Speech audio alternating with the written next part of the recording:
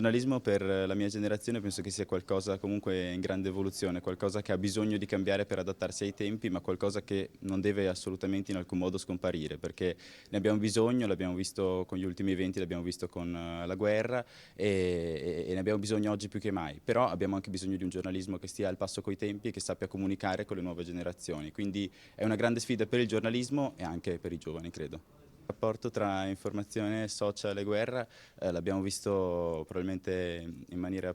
particolarmente emblematica nella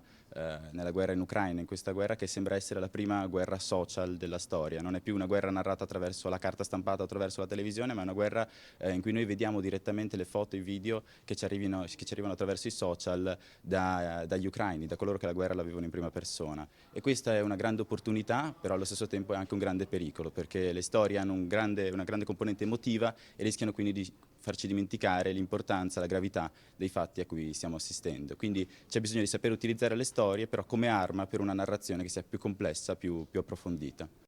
La carta stampata oggi secondo me ha un senso che richiama un po' quello che era il passato, comunque gli articoli legati alla storia passata che comunque ha un'importanza, perché anche se oggigiorno i social sono uno strumento di diffusione di massa, di informazioni, spesso ciò che guardiamo sui social, su Instagram o anche su Google, su Facebook, eccetera, non è sempre vero, non è sempre così attendibile come magari invece era un tempo. La carta stampata aveva poche informazioni ma erano veramente quelle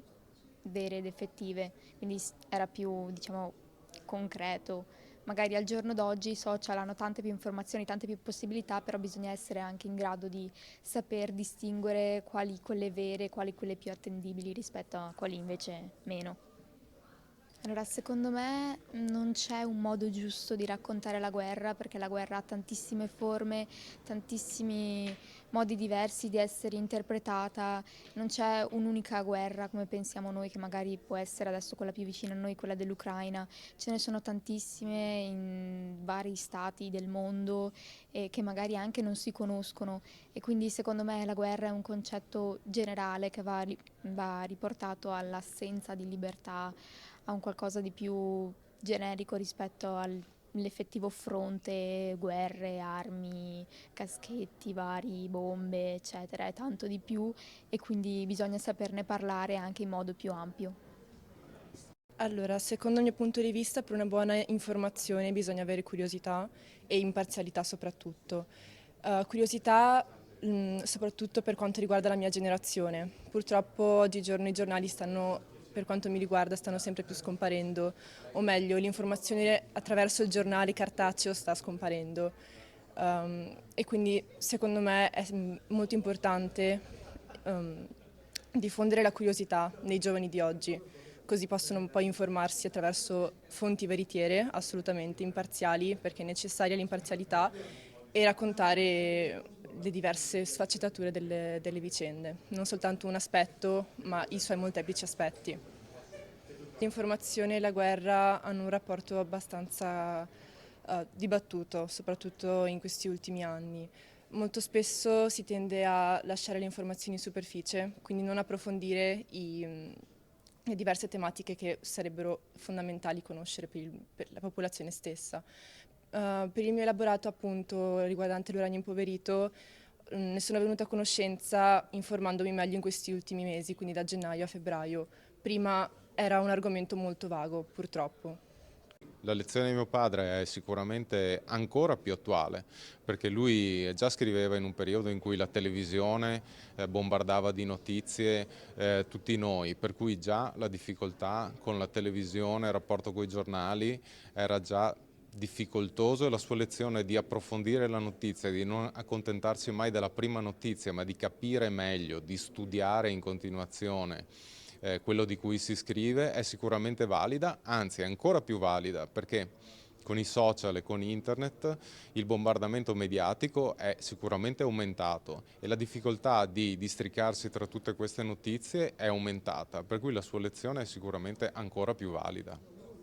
Dagli elaborati dei ragazzi quest'anno devo dire che sono stati bravi, perché gli abbiamo dato un tema molto delicato. Sono partiti dallo spunto di 2 articoli scritti da mio papà durante la guerra in Afghanistan, proprio sul rapporto tra informazione e guerra.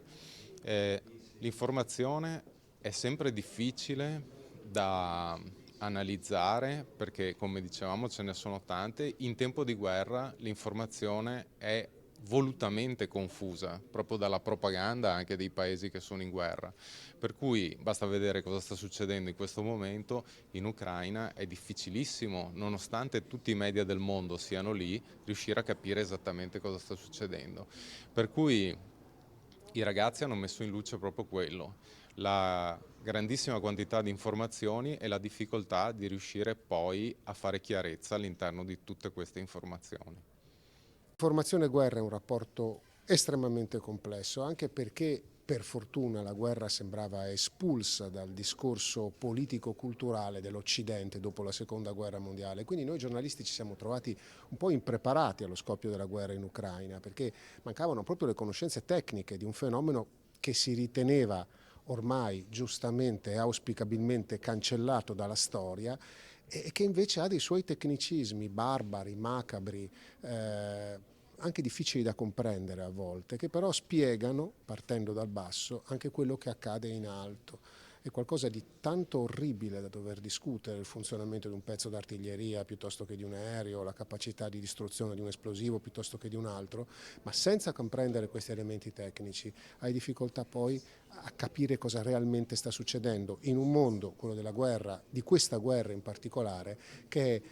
totalmente e completamente coperto dalla quella che si chiama nebbia di guerra, cioè dalla propaganda, dalle false informazioni che entrambi i contendenti spargono a pieni mani, perché sono strumento di guerra le informazioni da sempre.